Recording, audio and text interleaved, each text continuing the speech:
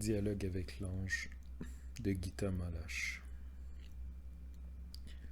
Le 29 juin 1944. Entretien 62.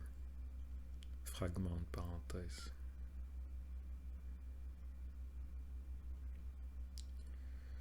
L'acte ne peut être que le plus.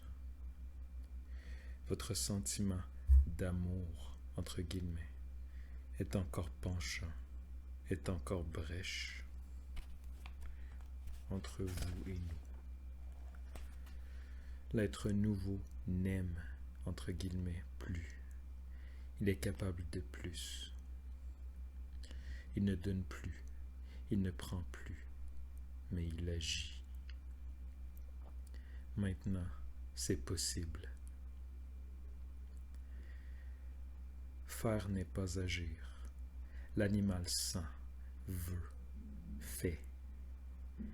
L'homme qui se croit déjà homme se vante de ne plus faire aveuglément et croit que son savoir lui indique le bon et le mauvais. Le savoir est le fruit vert de l'arbre ancien. L'enfant s'en était saisi avant le temps, mais le temps de la maturité est venu. Maintenant, vous pouvez le manger. Pour le sage, le savoir n'est que moyen, rien d'autre. Sentir, vouloir, faire ne sont pas libres. Seul l'acte est libre. Ainsi, il est agissant à travers tout. Il n'y a plus d'obstacles, il n'y a plus de murs. Il transcende tout. Ce qui est sans vie, il le fait tomber en poussière. Ce qui est vivant reçoit une nouvelle vie, car l'acte agit. Il ne détruit pas, il ne construit pas, il n'enlaidit pas, il n'embellit pas, il agit.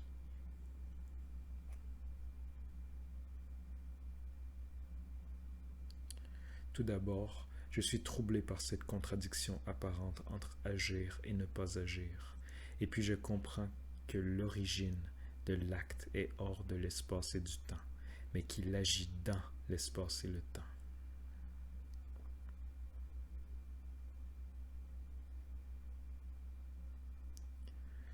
Tout se révèle, tout devient ce qu'il est appelé à être, et non ce qu'il paraît. La façade mensongère s'effrite, la nouvelle vibration entre en action. C'est lui qui donne. L'ancienne croix est vermoulue, le corps crucifié tombe en poussière avec elle. Mais le nouveau corps naît, il grandit, la lumière se répand, le nouvel être ouvre grand ses bras, et la croix est déjà lumière.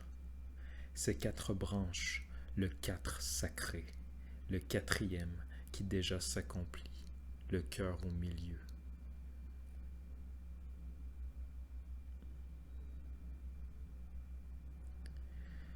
Les anges nous ont dit que la nouvelle vie ne pouvait naître que du nouvel acte, en unissant les 7 niveaux de l'existence au milieu, dans le 4 sacré. Maintenant, tous les symboles, toutes les images semblent nous indiquer la même chose, chacun à partir d'un point de vue différent. Il ne faut plus de clous, il ne faut plus de souffrance, ni de couronne d'épines, ni de supplice, ni de guerre, il n'en faut plus. La lumière ouvre grand ses bras, elle attend. Elle enferme dans son cœur, et pourtant chacun est libre. Au cœur de la lumière, il n'y a pas de serrure. Il n'y a pas de sentiment qui lie. Il n'y a pas de confort pour attacher à la terre. Il n'y a pas d'ambition. Il n'y a même pas de chemin ni de brèche. Le cœur lumière embrasse tout, rayonne partout. Il agit. Lui, il donne à l'élu pouvoir sur les vivants et les morts pour qu'il puisse agir, agir librement. Nous ne pouvons pas agir, nous ne pouvons être que paroles silencieuses. Mais si la parole et la main sont unies, alors tout est possible. Et le royaume annoncé, dont les fondations sont posées depuis le commencement des temps, peut venir.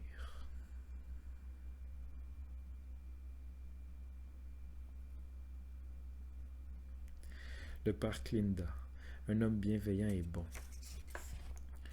fait le lien entre l'annonciature et notre usine. Un jour, il propose aux réfugiés de les baptiser. Comme le certificat de baptême peut protéger des nazis, pratiquement toutes les ouvrières acceptent, sauf Hannah et Lily, pour qui ce geste serait de l'opportunisme. Je ne suis pas d'accord avec elle. Pour moi, les sacrements sont des symboles d'un chemin intérieur. Je repense au 13e entretien, à l'expérience inoubliable de mon baptême avec l'eau bleue. Et je voudrais tellement que mes amis puissent recevoir la même grâce.